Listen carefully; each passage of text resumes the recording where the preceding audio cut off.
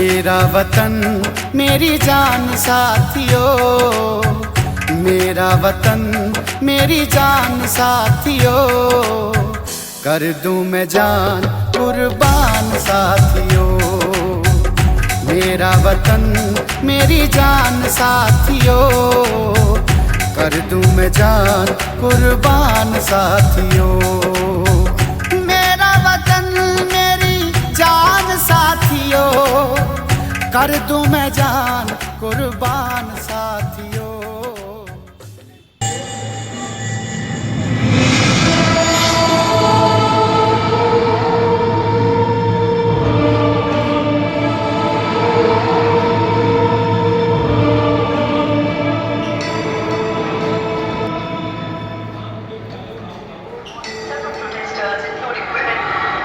Large numbers and occupied a portion of the road near Jafrabad metro station in northeast Delhi.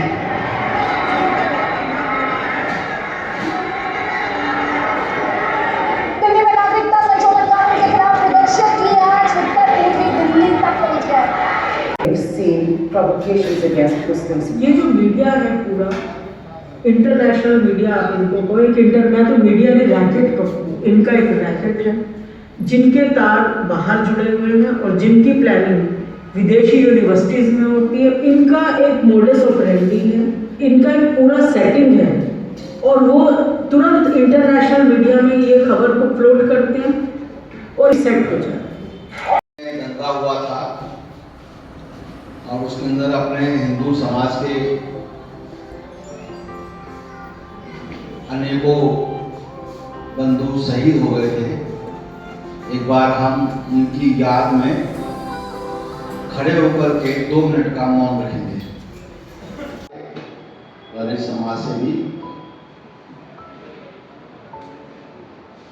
उपस्थित माताएं, बहनें और भाइयों, ये कार्यक्रम हर वर्ष होता है। पिछली बार शिव बिहार के अंदर एक विद्यालय है, वहां पर हुआ था। उससे पहले भगीरथी बिहार में हुआ था और अब ये यहाँ हो रहा है। ये तीसरी वर्षी है, तीसरी वर्षगांठ है दंगे की। ये जो हमारी दिल्ली है,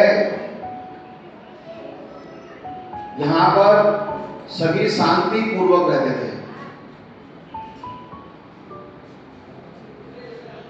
कभी यहाँ दंगा नहीं हुआ, सभी प्रेम से रहते थे।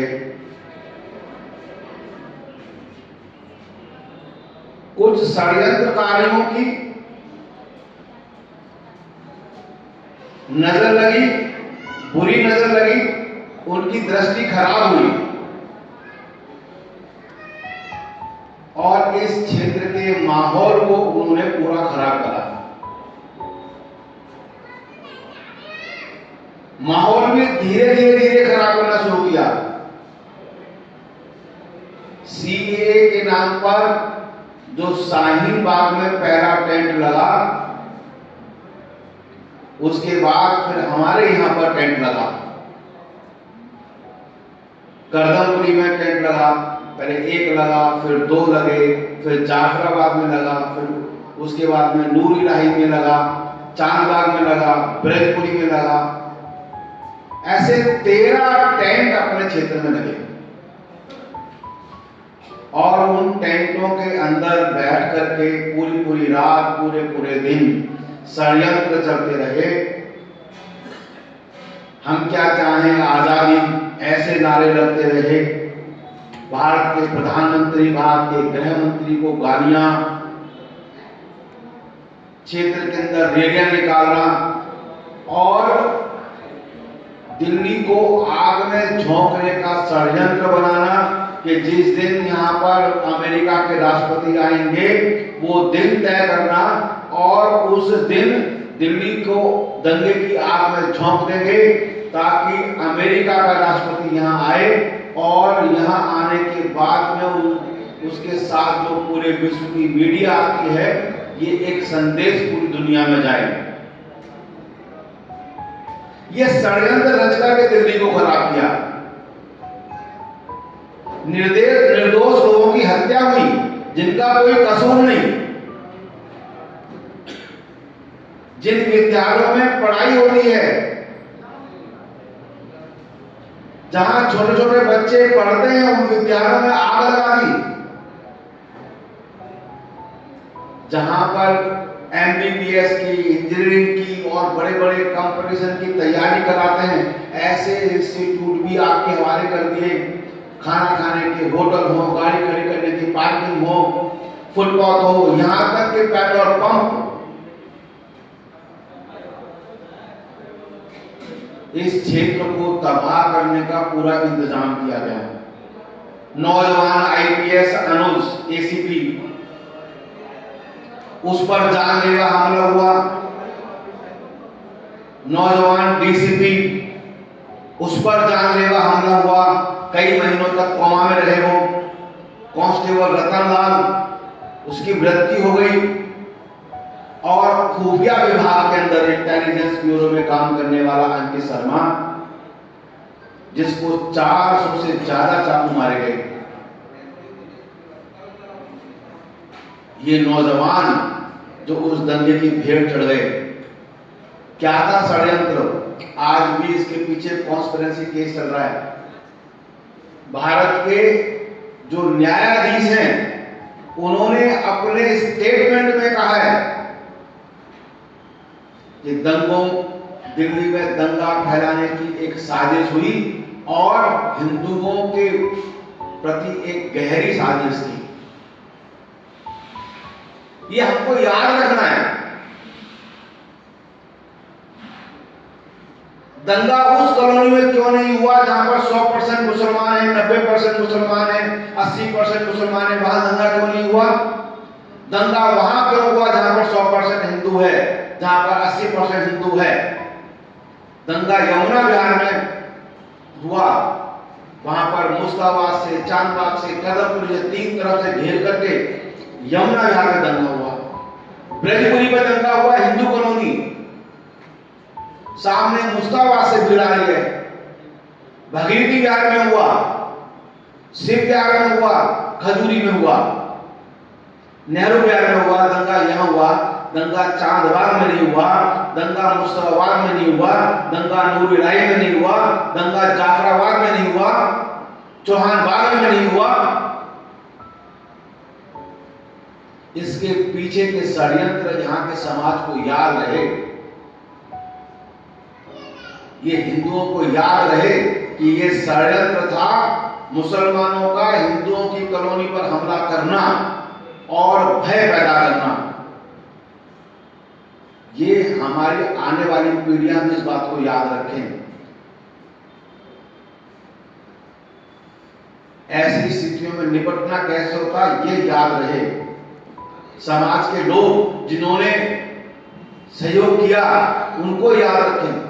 और ऐसे अनोखे लोग यहाँ पर बैठे हुए हैं, एक बार जरा वो खड़े हो जाएंगे जो दंगे के पीड़ित हैं, एक बार अपनी जगह खड़े जाएंगे। ये वो लोग हैं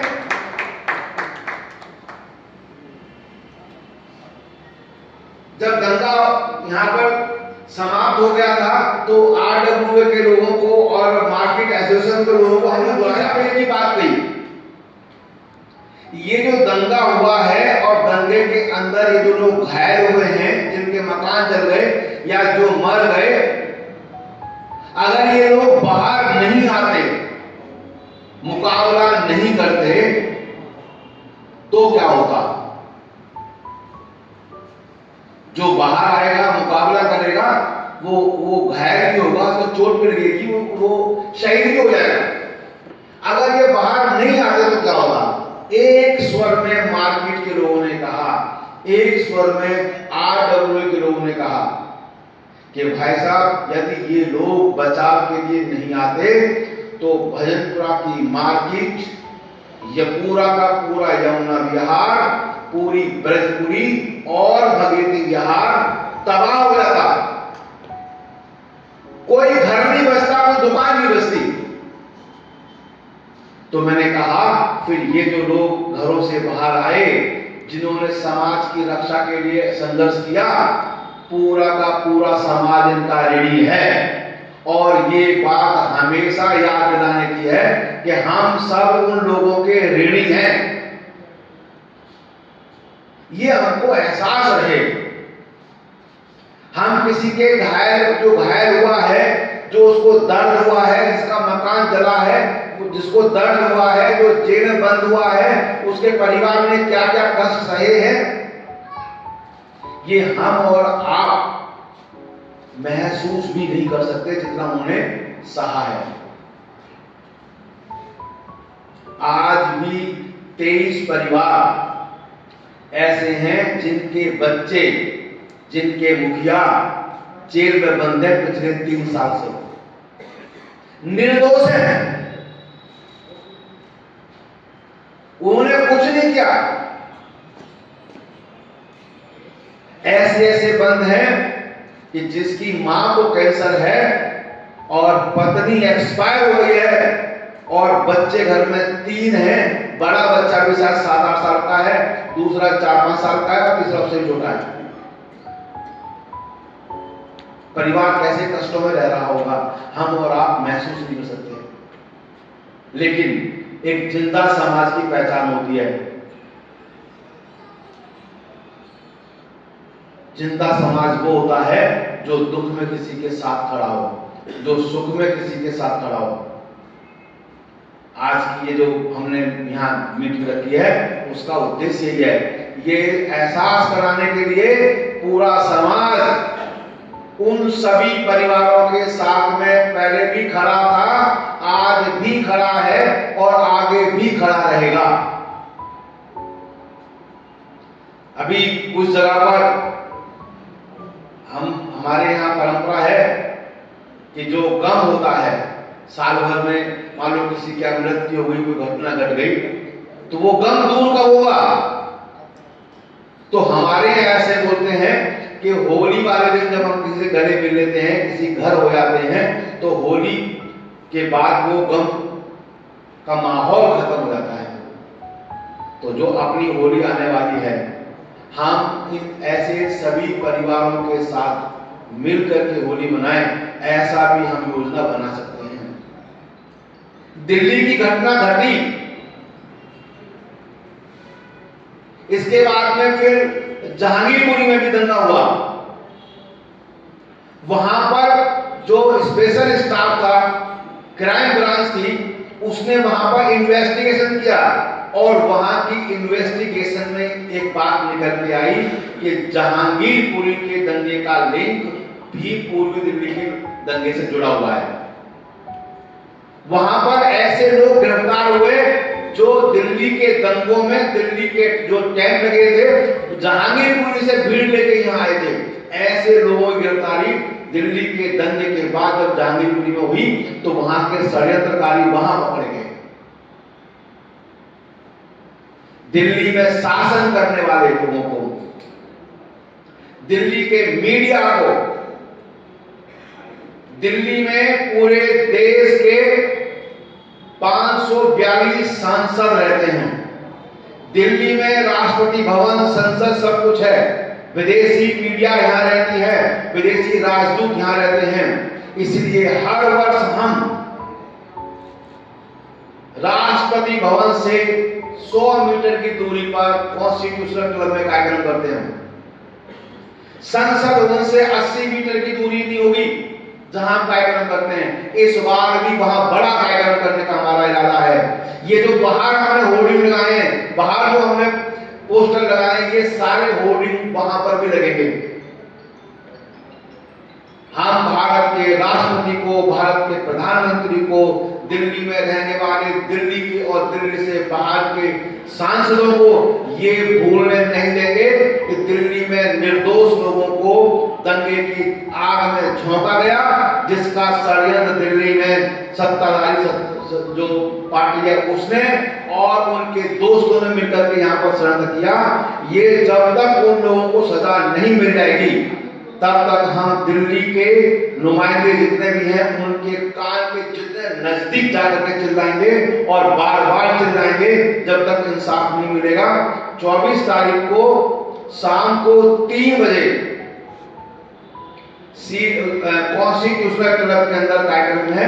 3 बजे से 6 बजे तक वहां रहने वाला है और उसमें इंडिया गेट के आसपास का इलाका, कर्तव्य पथ का इलाका और जो हमारी नई संसद बन रही है उसके आसपास का इलाका, वहां हमारे सारे जो होर्डिंग बने हैं ये वहां लगेंगे और वहां पर पूरे देश की मीडिया भी रहेगी और हम सब पीड़ित परिवार वहां रहेंगे।